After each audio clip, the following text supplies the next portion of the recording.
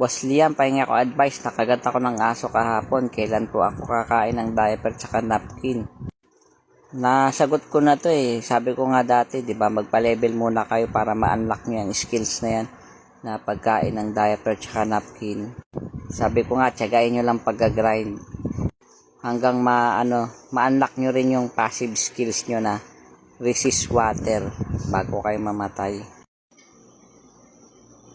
Boss Liam, kinalmot po ako ng pusa.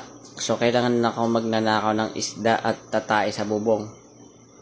Kulit nyo naman. Sabi nang hindi porke nakalmot kayo, nakagat kayo, may skills agad kayo.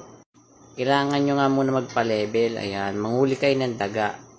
E di nag-level na kayo. E di ma-unlock nyo na yung mga skills nyo na gusto nyo. Sabi ko nga sa inyo, farm lang ng farm. Huwag mo na makipag-PVP sa bubong kasi mahina pa kayo. Baka ma-one hit kayo niyan. Pag nagsipag lang kayo, baka lumakas kayo. Oh, di ba? Tatawagin na kayong mamaw. May plastic na kayo sa puwet. Boss Liam, nakagat po ako ng daga. Kailan po ako ngangat-ngat ng tsinelas sa kadamit. Parang nakakahalata na ako Puro kayo nakagat Nakagat ng aso, kailan magngangat ng diaper, nakagat ng pusa, kailan tatay sa bubong, ngayon daga naman. Ano yan? Class ba yan? Daga class, pusa class, aso class. Pipili kayo kung saang class ang gusto nyo. Sabi ko nga, di ba, magpa-level muna, magpa-level.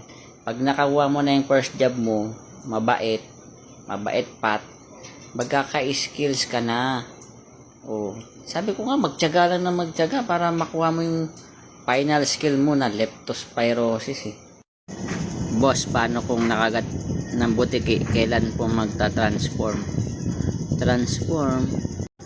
Hindi ko masyadong alam yung skill set ng butiki Bihira lang kasi kumukuha ng class na yan. Pero malalaman mong awaken ka na pag nakagat ka ng butiki. Pag yung tae mo may puti na sa dulo.